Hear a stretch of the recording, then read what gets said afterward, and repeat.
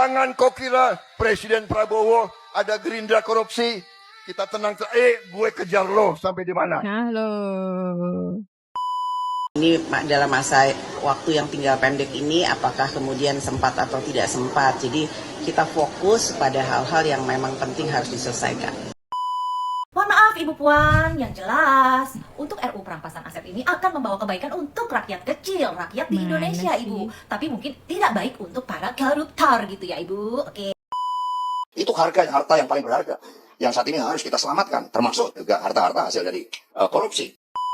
Dengan masa bakti Pak Jokowi sebagai presiden yang kalau bisa dibilang tinggal menghitung hari, maka ada kemungkinan pembahasan soal RUU perampasan aset ini akan dilanjutkan ke pemerintahan selanjutnya, yaitu pemerintahan Prabowo Gibran. Halo teman-teman perspektifku, waduh gimana nih kabar kalian? Semoga baik-baik saja ya dan semoga selalu diberikan kesehatan. Seperti biasanya kalau barengan sama aku di sini, aku ingin mengajak kalian untuk mencari info-info menarik apa hari ini yang cocok banget buat dikulik. Dan seperti biasanya juga tidak usah terlalu banyak babi buyu. Langsung aja kita tonton videonya. Saya titip, jangan ada kader Gerindra yang korupsi. Nanti jangan kau kira Presiden Prabowo ada Gerindra korupsi. Kita tenang, gue kejar lo sampai di mana. Halo.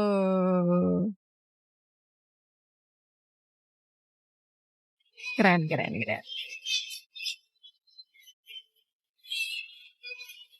Ingat sumpah kita.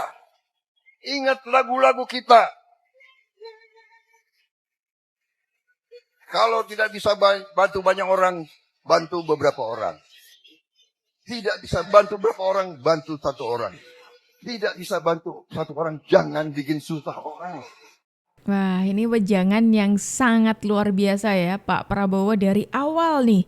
Sebelum pelantikan, ini sudah mewanti-wanti kepada anggotanya di Gerindra untuk tidak melakukan korupsi gitu. Jangan dikira mentang-mentang Pak Prabowo itu sudah ada di jabatan tertinggi di presiden ya kan, duduk di kursi presiden, lantas melihat anggotanya itu melakukan korupsi terus bakal dibiarin gitu aja. Oh tidak, jangan salah.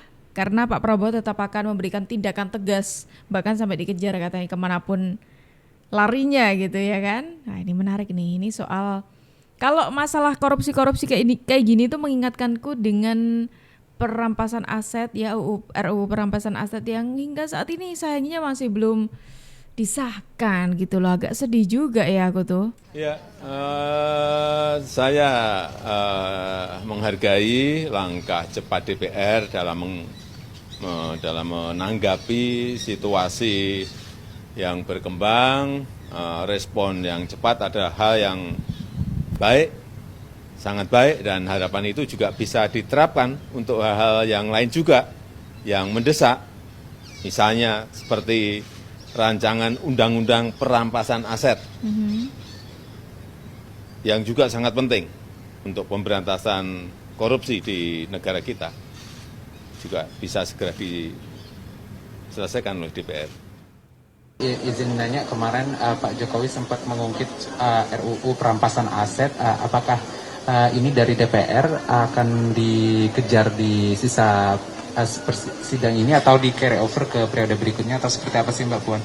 Yang pasti setiap pembahasan undang-undang itu harus memenuhi persyaratan yang ada. Kemudian harus mendapatkan masukan dari seluruh elemen masyarakat yang dibutuhkan. Kemudian persyaratan hukum dan mekanismenya itu terpenuhi. Juga ini dalam masa waktu yang tinggal pendek ini, apakah kemudian sempat atau tidak sempat. Jadi kita fokus pada hal-hal yang memang penting harus diselesaikan. Mbak Puan menyambung hal itu, Pak Jokowi kan minta itu dipercepat, nah itu tanggapannya gimana? Apakah dipercepat akan menjadi lebih baik? Kemarin itu waktu ya ada rame-rame kemarin ya kan di DPR. Itu Pak Jokowi sempat menyinggung juga soal RUU perampasan aset yang diharapkan segera disahkan gitu ya. Karena ini sudah diajukan dari lama, sudah 1 tahunan kalau nggak salah. Ini diajukan untuk segera disahkan tapi belum ada hasil sampai sekarang gitu. Apalagi ditambah dengan kontroversi statement dari Pak Bambang Pacul kemarin ya kan, yang sempat menggegerkan gitu. Oh ternyata itu tuh alasannya kayak gitu loh. Nah ini menariknya dapat respon dari Mbak Puan nih. Ya aku harap sih juga segera disegerakan lah untuk mengesahkan ini gitu loh. Kalau yang kemarin yang baru aja bisa disegerakan, masa ya ini enggak, harusnya kan ya juga bisa gitu ya.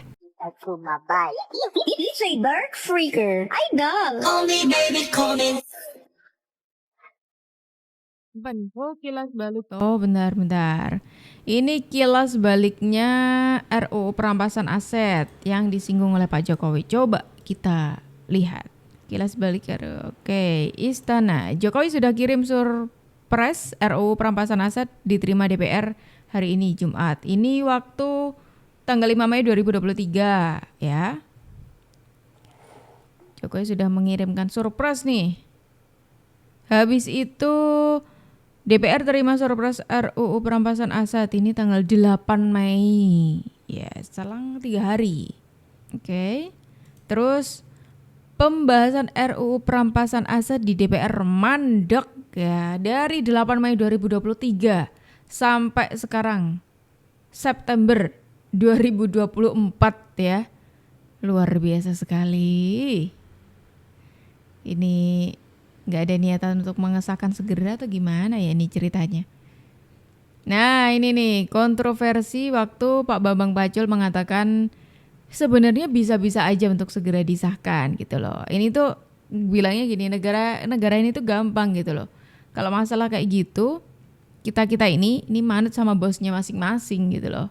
Kalau memang maunya disahkan ya bisa, tapi ngelobinya jangan ke kita, ke ya ketum parpol dulu katanya. Nah ini yang jadi tanda tanya makin gede tuh di sini.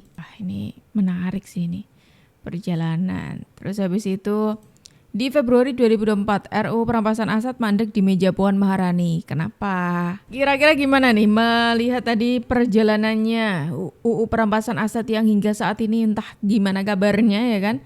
Menurut kalian apa sih yang membuat ini tuh tidak segera disahkan? Apakah kalian sepakat nih sama apa yang dikatakan oleh Pak Bambang Pacul atau kalian punya analisa sendiri?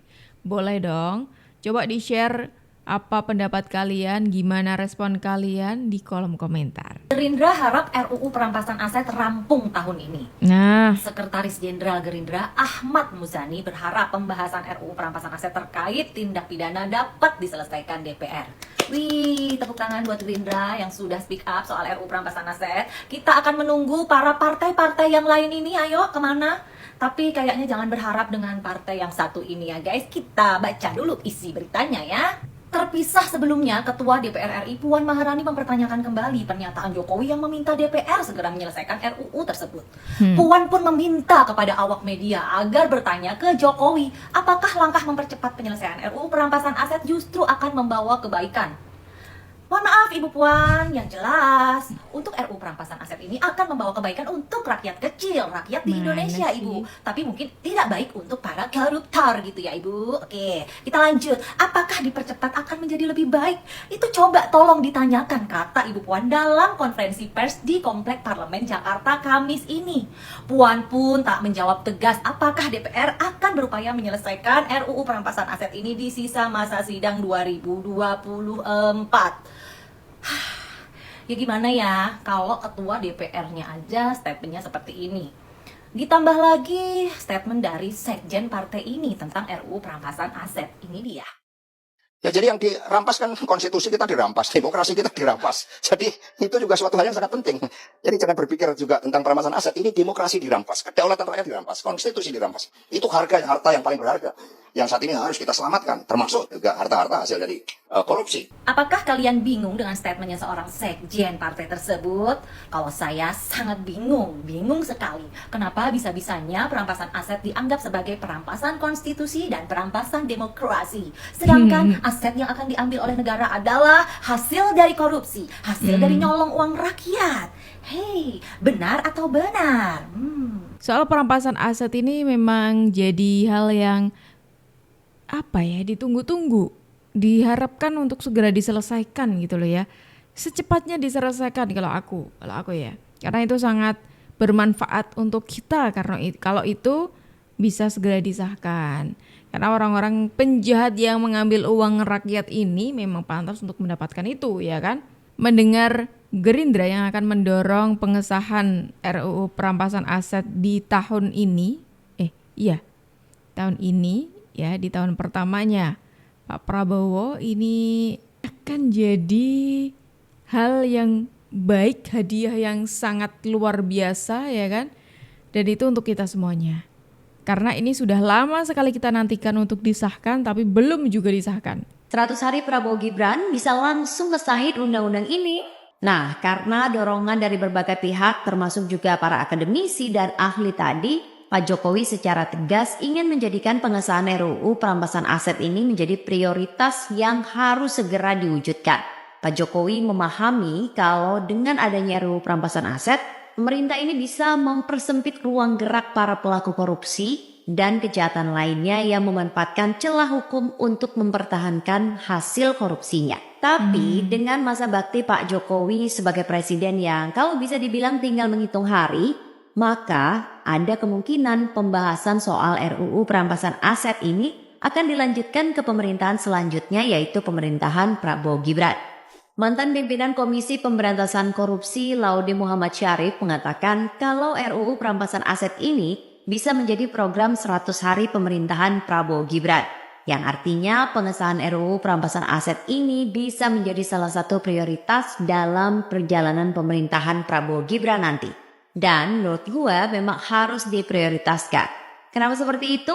Menurut gua ada 3 manfaat dari pengesahan RUU perampasan aset ini. Yang pertama, pastinya akan memperkuat upaya pemberantasan korupsi di Indonesia dan nantinya akan mempercepat proses hukum yang lambat dan kadang ada aja kendala. Kadang kita tuh suka gregetan ya kalau ngelihat kasus-kasus korupsi yang berlarut-larut tanpa ada kepastian kayak digantung sama gebetan. Nah, dengan adanya RUU perampasan aset ini, negara nantinya akan bisa mengambil tindakan secara langsung terhadap aset-aset yang dianggap mencurigakan tanpa harus menunggu putusan pengadilan yang memang harus diakui akan memakan waktu yang cukup lama. Yang kedua, RUU perampasan aset ini buat gue bisa memberikan dampak positif secara ekonomi.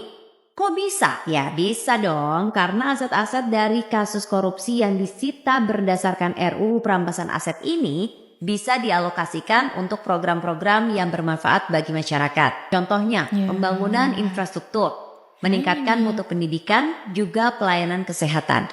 RUU perampasan aset ini bakal jadi cara yang efektif untuk memastikan kekayaan negara tidak hanya dikuasai oleh segelintir orang saja, tapi juga bisa dinikmati oleh seluruh rakyat Indonesia melalui program-program pro rakyat tadi. Yang ketiga, RUU perampasan aset ini bakal berdampak positif kepada kepercayaan masyarakat terhadap penegakan hukum di Indonesia. RUU perampasan aset ini bisa jadi gestur yang kuat kepada masyarakat bahwa memang pemerintah itu serius untuk memberantas korupsi. Intinya ya guys, RUU perampasan aset ini penting sebagai langkah efektif pemerintah untuk bertindak terhadap aset-aset yang diduga berasal dari tindakan pidana, baik itu korupsi maupun yang lainnya. Nah itu tadi tuh, sederet manfaat semisalkan ini nanti RUU perampasan aset disahkan. Nah ini aku setuju banget nih, dan aku berharap banget ini akan dilanjutkan di pemerintahnya Pak Prabowo Gibran, semisalkan nanti hingga masa jabatannya Pak Jokowi berakhir ini belum disahkan, karena ini sangat penting dan sangat bermanfaat untuk kita semuanya sebagai rakyat Indonesia.